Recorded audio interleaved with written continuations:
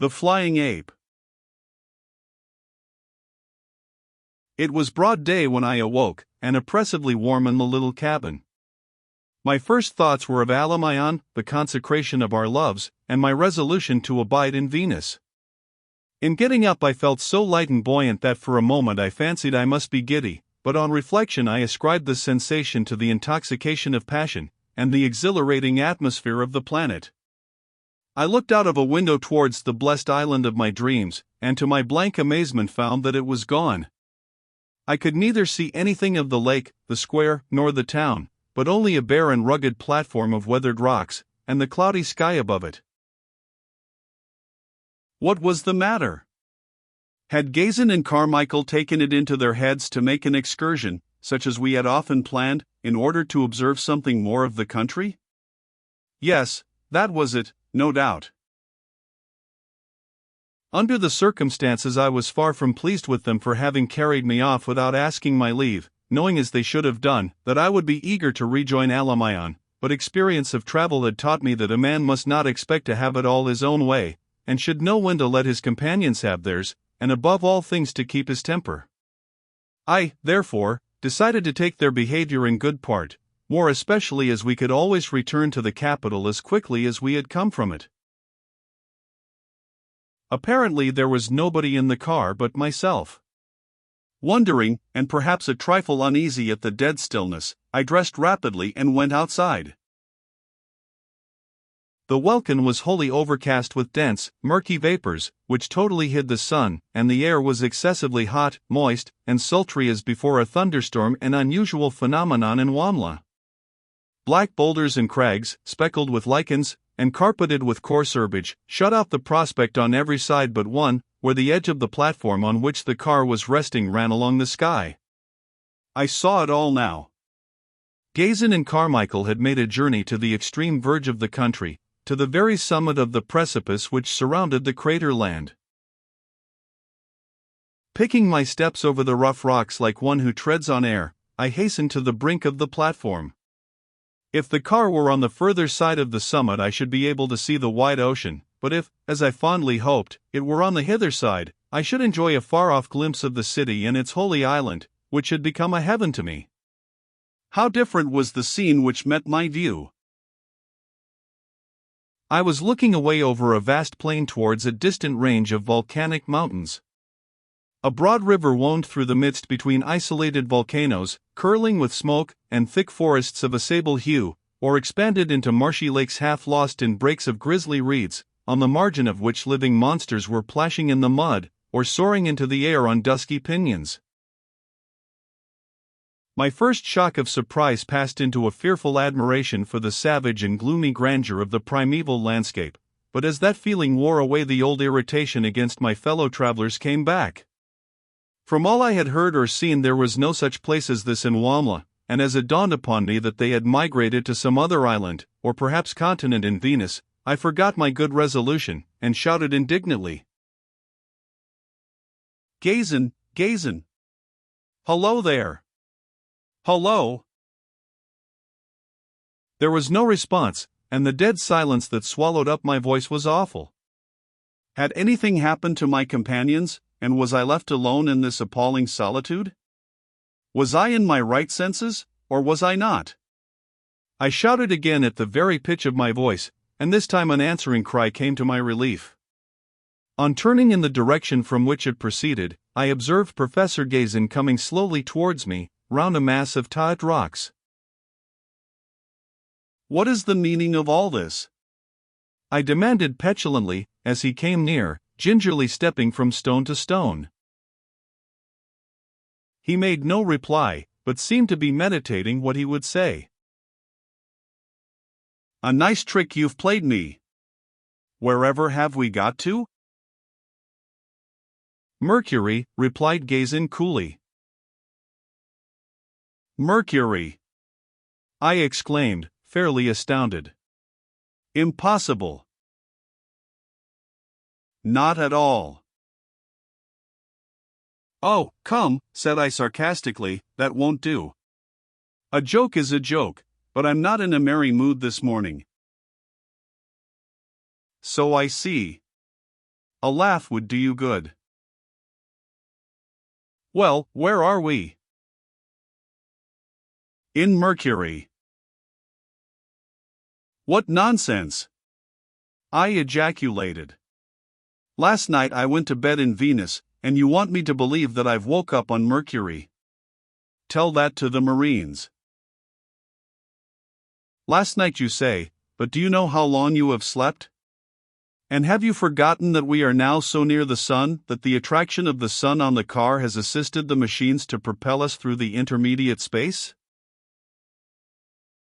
I had not thought of that. Then it is true.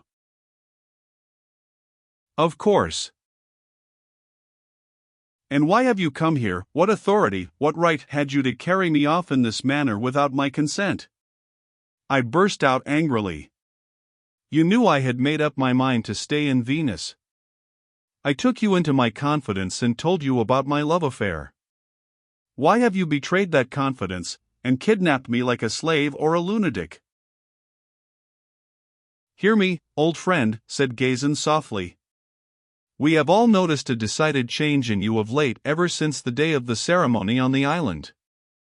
You have been like a different person, absent in your mind, incoherent in your speech, abrupt in your manner. You have forsaken your old friends completely, and apparently lost all interest in their doings, all desire for their company. In short, you have behaved like a man beside himself, distraught. We could not make it out, and we had many anxious consultations about the matter. I wondered whether you had had a sunstroke. Carmichael suggested that the stimulating air of Venus had affected your brain. Miss Carmichael alone suspected that you were in love, but I would not believe her. I had been so much in your society without having seen anything to justify her suspicion, and you yourself had never breathed a word to lend it color. Carmichael and I sought to question you about your health, and the influence of the sun and air upon you, while Miss Carmichael tried to draw you on the subject of the ladies. All in vain. We could not solve the mystery, and as your condition was evidently growing worse and worse, we resolved to leave the planet. Although it was not in the original program, we had sometimes talked of extending our journey to Mercury, so as to visit all the inferior planets, and give me an opportunity of getting as near the sun as possible for my observations, and this project was made the pretext for hastening our departure. We submitted the plan to you, and you know the rest. After you had given us your word of honor that you would break with the lady and return home with us for the sake of your friends, after we had made all our preparations to start, you came back at the 11th hour, and declared that you had made up your mind to stay behind. If anything had been wanted to prove to us that you were hopelessly infatuated, hypnotized, mad, it would have been that, and as we were morally bound to fetch you back with us, we took the bull by the horns, and carried you off in spite of yourself. You had no business to do anything of the kind, I replied hotly. I am chiefly responsible for this expedition. True, but you forget that Carmichael is the nominal leader, by your own agreement, and we are all to some extent under his orders. I, too, was bound in honor to bring you safe home if I could. Bound in honor to take care of me. You treat me like a baby. People don't come away on such an adventure as ours without a tacit if not a formal understanding to protect each other to the best of their ability, and besides, I had given my word to your friends that I would do my best to help you through. When you come to your senses you will acknowledge that we did right. Despite my excusable anger and vexation, the calm and friendly explanation of the professor was not without its effect on me. It was true that I had broken my promise to my fellow travelers, true that Carmichael was commander of the expedition. I was myself at fault. And yet what a disappointment! What would Alamayon think of me? After all my vows of eternal fidelity, uttered as they had been in that sacred spot, I had sneaked away like a thief in the night. I shall go back to Venus, said I, in a determined manner. Tut, tut, said Gazin, with a good-natured smile, you had better give up that idea. You are clearly the victim of hypnotic influence, of suggestion. By and by it will lose its hold on you, and you will regain your freedom of action. Never! I exclaimed, with all the energy of my soul. My dear Gazin, you are quite mistaken in supposing anything of the kind. I was never saner in my life. Nay, it is only now that I know what it is to be sane, what life was meant to be. Hypnotic suggestion. Pshaw! I know what I am doing as well as you do. I am not a fool. I am only seeking my own happiness and hers. I tell you that a single moment in her society is worth a whole lifetime on the earth. What do I say? A lifetime? An eternity. Heaven itself were nothing to me without her. I would not take it as a gift. I shall go back. I must go back. I cannot live without her. Take time to consider at all events, said Gazin, somewhat impressed by my vehemence. In the meantime let us join Miss Carmichael. She is beyond the rocks there sketching the valley. We walked in that direction. You may return to the earth, said I, but on the way you must drop me at Venus. Gazin had no opportunity of answering, for just at that moment we were startled by a piercing shriek from behind the crags, and rushing, or rather bounding forward, saw a sight that made our very blood run cold. A flying monster, with enormous bat-like wings and hanging legs, was evidently swooping down on Miss Carmichael, as she stood beside her easel on the brow of the cliff. Run for your life, roared Gazin, dashing towards her with frantic speed. Alas! She did not hear him, or else she was fascinated by the approaching horror, and rooted to the spot. He was still several hundred yards from her, but owing to the feebleness of gravity on the planet he was so preternaturally light and nimble that he might have covered the distance in a minute or so, had he been more accustomed to control his limbs, and the ground been smoother. As it was he leaped high into the air, and rebounded from the stones like an india-rubber ball, at the risk of spraining his ankles or breaking his neck, while brandishing his arms, and firing his pistol, and hooting with all his force of lung to frighten away the monster. Too late. The huge leathery wings of the dragon overshadowed the shrinking form of the girl, and the talons of its drooping feet caught in her dress. She made one desperate, but futile effort to free herself from its terrible clutch, and, screaming loudly for help, was borne away over the abyss of the valley as easily as a lamb is carried by an eagle. Oh, heaven! Cried Gazin, stopping with a gesture of despair. He was deeply moved, and pale as death, but he did not altogether lose his head. What was to be done? The car, he exclaimed. We must follow her in the car. Keep your eye on the beast while I go for it. Carmichael was fast asleep in his cabin after his long weary vigil during the passage from Venus, but the car was quickly put in motion, and I jumped on board just as it cleared the brink of the precipice. The dragon, which had the start of us by a mile or more, was apparently steering for the mountains on the other side of the valley. Notwithstanding its enormous bulk, and the dead weight hanging from its claws, it flew with surprising speed, owing to the weakness of gravity and the vast spread of its wings. I shall never forget that singular chase, which is probably unparalleled in the history of the universe.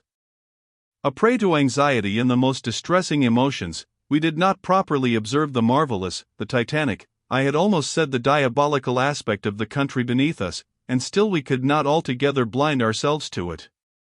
Colossal jungles, resembling breaks of moss and canes 500 or 1,000 feet in height, creeks as black as porter, gliding under their dank and rotting aisles, mountainous quadrupeds or lizards crashing and tearing through their branches, one of them at least 600 feet in length, with a ridgy back and long spiky tail, dragging on the ground, a baleful green eye, and a crooked mouth full of horrid fangs, which made it look the very incarnation of cruelty and brute strength, black.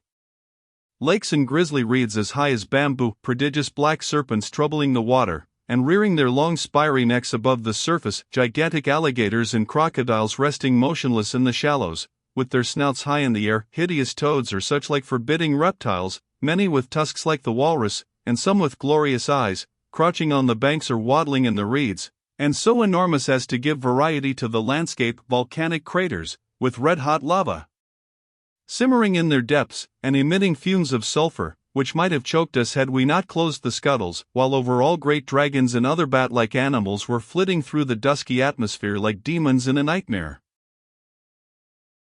Little by little we gained upon our quarry, but being afraid to run him too close for fear that he might drop his victim, we kept at a safe distance behind him, yet within rifle range, and near enough to make a prompt attack when he should settle on the ground. At length we reached the other side of the valley, and found to our intense satisfaction that the monster was making for a rocky ledge on the shoulder of an extinct volcano, where we could see the yawning mouth of what appeared an immense cavern. "That is probably his den," said Gazin, who was now as collected as I have ever seen him. Nevertheless, all his faculties were on the stretch. His keen grey eye was everywhere, and his active mind was calculating every chance.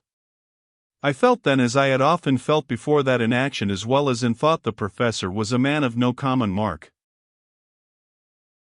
The event showed that his surmise was correct, for soon after he had spoken the dragon uttered a startling cry, a kind of squawk like that of a drake, but much louder, hoarser, shriller, and alighted on the ground. "There is not a moment to lose," said Gazin. "We must attack him before he enters the cave." Certainly the darkness inside the cavern would give the beast a great advantage, and although we might succeed in killing him, we could scarcely hope to find Miss Carmichael alive. Was she alive now? I had my doubts, but I kept them to myself. Since she had been carried away, she had not given the smallest sign of life, not even when the dragon settled. Perhaps, however, she had merely lost her senses through fright, and was still in a dead faint. We might have fought the creature from the air, but we had decided to assail him on the solid ground, because we should thus be able to scatter and take him in the flank, if not in the rear.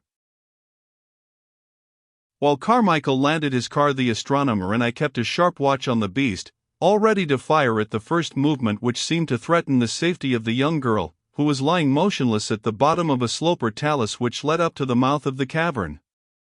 Freed from his burden, the dragon now stood erect, and a more awful monster it would be difficult to conceive. He must have been at least 40 feet in stature, yet he gave us an impression of squat and sturdy strength. I have called him a dragon, but he was not at all like the dragons of our imagination.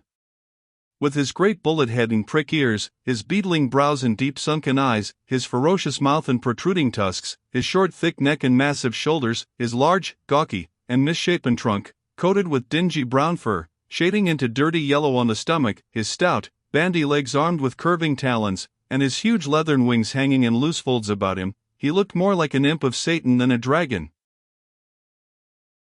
Hitherto he had not appeared to notice his pursuers, but now that he was freer to observe, the grating of the car upon the rocks caught his attention. He turned quickly, and stared at the apparition of the vessel, which must have been a strange object to him, but he did not seem to take alarm. It was the gaze of a jaguar or a tiger who sees something curious in the jungle, vigilant and deadly if you like, but neither scared nor fierce. We lost no time in sallying forth, all three of us, armed with magazine rifle, cutlass, and revolver. Mr. Carmichael in the middle, I on the lower, and Gazin on the upper side, or that nearest to Miss Carmichael. The rocks around were slippery with ordure, and the sickening stench of rotting skeletons made our very gorge rise. Suddenly a loud squeaking in the direction of the cave arrested us, and before we had recovered from our surprise, nearly a dozen young dragons, each about the size of a man, tumbled hastily down the slope, and rushed upon the lifeless form of Miss Carmichael. "Great Scott, there's the whole family," muttered Gazin between his teeth, at the same time bringing his rifle to the shoulder, and firing in quick succession. The foremost of the crew, which had already flung itself upon the prey, was seen to spring head over heels into the air, and fall back dead. Another lay writhing in agony upon the ground, and uttering strangely human shrieks, whilst the others, terrified by the noise, turned and fled back helter-skelter to the cave. The old one, roused to anger by the injury done to his offspring, snarled ferociously at his enemies and, drawing himself to his full height, made a furious dash for Gazin. Our rifles cracked again and again. The monster started as he felt the shots, and halted, glaring from one to another of us like a man irresolute.